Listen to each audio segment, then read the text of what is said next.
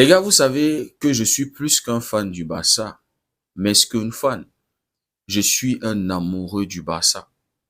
Et mon amour pour le Barça est tellement fort que j'ai une détestation chronique pour le Real Madrid. Vous avez remarqué que sur cette chaîne, je crée plus de contenu anti-madridista, anti-Madrid, que de contenu Barça. Ça, les amis, c'est ma détestation profonde du Real Madrid. Mais bon, les gars, être plus qu'un fan du Barça, c'est aussi porter le Barça dans le cœur.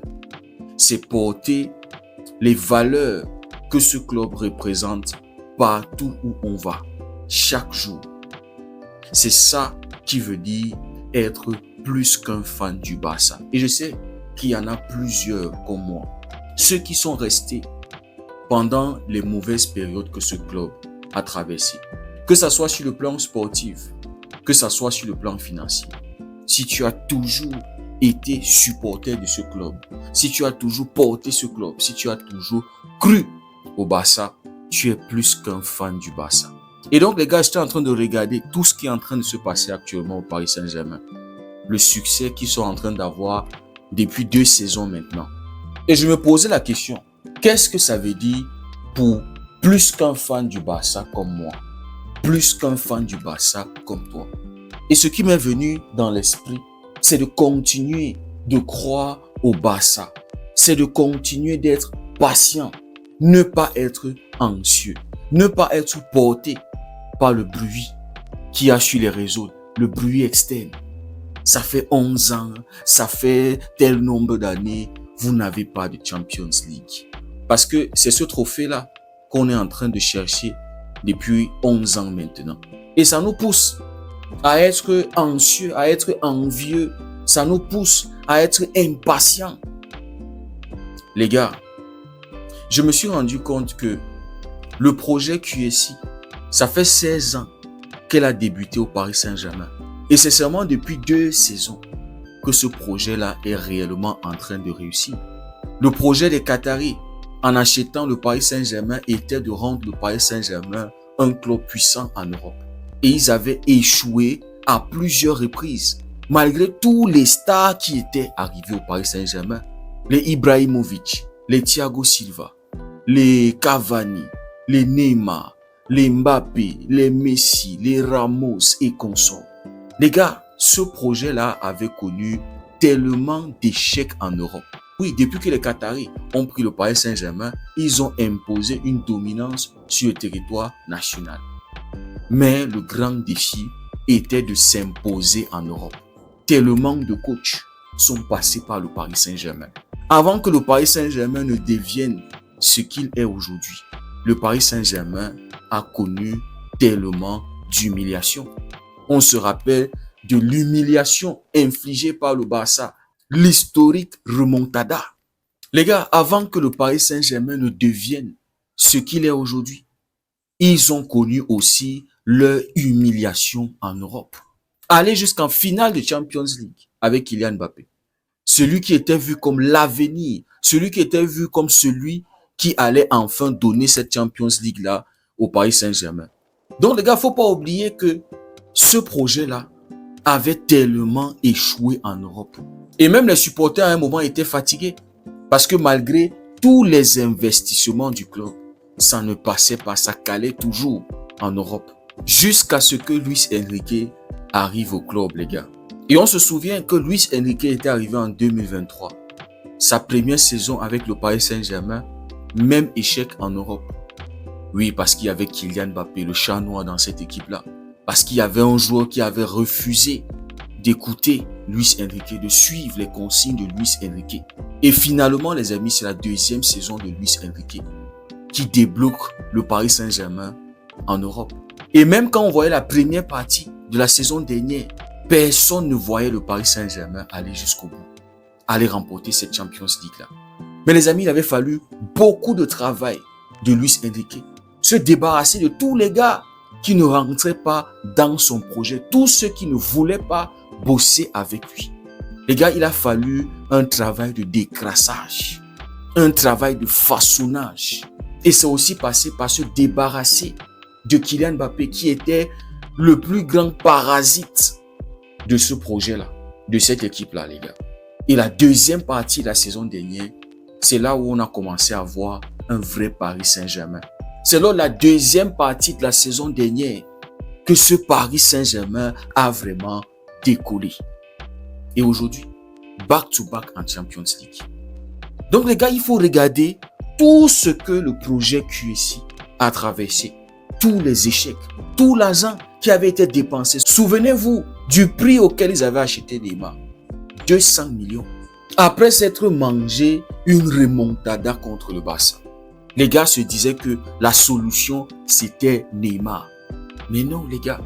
On a Mbappé qui a tellement coûté aux Qataris, qui a tellement mangé l'argent des Qataris, pour qu'à la fin de la journée, il se bat pour ses objectifs personnels. Donc, les gars, il a fallu 14 ans pour que le projet QSI devienne un succès au Paris Saint-Germain. Pour que ce projet soit enfin récompensé. Pour que les supporters soient énormément fiers de leur club. Pour que le Paris Saint-Germain puisse entrer dans la légende de l'histoire du football, les gars. Et donc, les gars, comme je vous disais, pour nous, les supporters du Barça, en voyant ça, ça doit nous donner plus d'espoir, plus de confiance. Parce que, les gars, si on est honnête envers nous-mêmes, ça fait 5 ans que notre projet, le nouveau projet du Barça a débuté.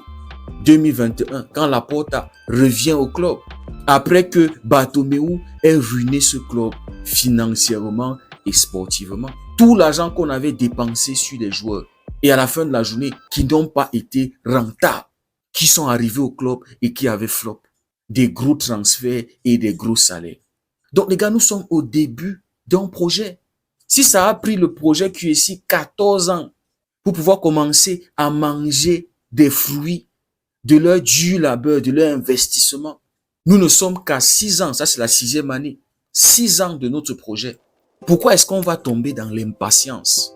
Pourquoi est-ce qu'on va se laisser affecter par le bruit de ceux-là qui disent « Ouais, ça fait 11 ans que vous n'avez pas remporté une Champions League. » Pourquoi? Et une autre chose concernant le projet du Paris Saint-Germain, c'est que c'est le projet Luis Enrique qui était finalement le bon projet.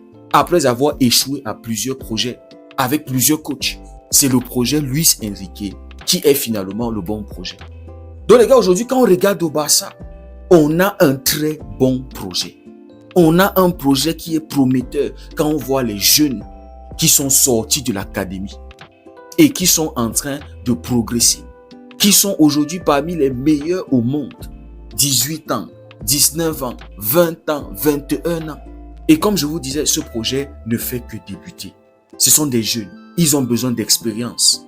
Et l'expérience vient en échouant aussi, les gars. C'est pas seulement en gagnant. Donc, les gars, j'aimerais nous exhorter, nous qui sommes plus que fans de ce club, nous qui avons supporté, qui se sont tenus avec le club, malgré tous les échecs, de continuer à y croire. Et d'être ces fans-là qui prêchent le message, de continuer à y croire, qui encouragent les faibles, ceux qui viennent d'arriver, les nouveaux supporters du Barça, les yeah-yeah. C'est nous qui devons porter le message d'espoir, le message d'y croire. Parce que ce projet, les gars, je crois que ça va réussir. C'est un très bon projet. Quand on voit déjà les accomplissements de nos jeunes, seulement sur Antiflick, c'est combien de trophées? C'est 5.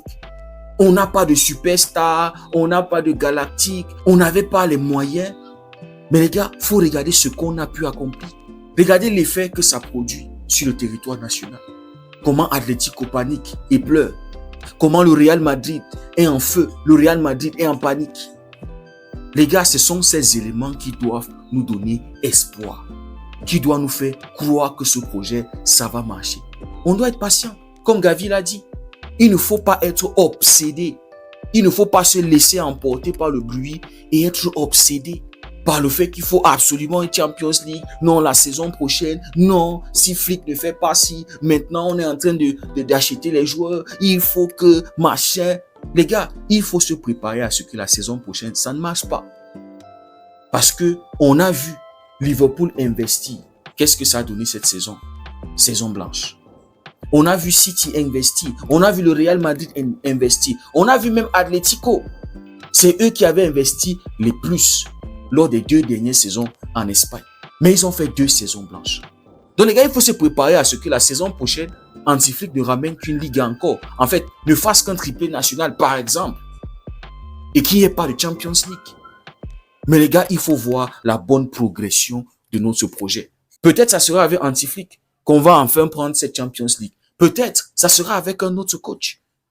Mais les amis, l'important c'est que le club est sur des bonnes rails. Le projet est en train de bien progresser, est en train d'avancer, même si c'est lent. Les gars, on est en train de voir les résultats. Même en Europe aujourd'hui, on est de retour. On est capable de faire les quarts de finale, demi-finale, avec une équipe jeune, sans expérience. Donc les gars, je voulais nous encourager. Regardant ce qui se passe au Paris Saint-Germain, faut pas tomber dans le fait que oui, c'est le PSG, ils n'avaient pas de Champions League, maintenant ils sont en train de... Non, il faut considérer d'où le Paris Saint-Germain vient pour être là aujourd'hui. Tous les échecs du projet. Mais aujourd'hui, ils sont récompensés. Ce sont les kings d'Europe. Donc les gars, notre moment viendra. Il faut juste être patient, continuer d'y croire et avoir confiance en Laporta, qu'il veut remettre le Barça là où le Barça doit être. Parce que nous sommes le plus grand club de l'histoire du football, les gars. Je le dis encore. On a tellement influencé ce sport. Aujourd'hui, le Paris Saint-Germain est un fils du Barça. Et c'est ça qui doit encore nous rendre plus fiers. Et aussi, on détient un record, les gars. Nous sommes la seule institution qui a l'équipe masculine et féminine qui a une Champions League, qui a déjà eu à remporter une Champions League. Tu ne verras pas ça ailleurs, les gars. Nous sommes les seuls qui détenons ça. Donc, quand les Madrilènes vont dire on a 3 Champions League, les Parisiens vont dire on a fait le back-to-back. Nous, les Barcelonais, on a notre record qui est unique à nous. Parce que ce que le Paris Saint-Germain fait, on l'avait déjà vu. Donc, les gars, il faut continuer d'y croire. Il faut continuer d'être patient. Il faut continuer de croire en notre club. Dites-moi ce que vous en pensez en commentaire. Si le contenu vous a plu, likez, partagez. Pour ceux qui découvrent cette communauté, n'hésitez surtout pas à nous rejoindre. Merci beaucoup d'avoir suivi la vidéo. On se dit à très bientôt. Passez une belle journée et que Dieu vous bénisse.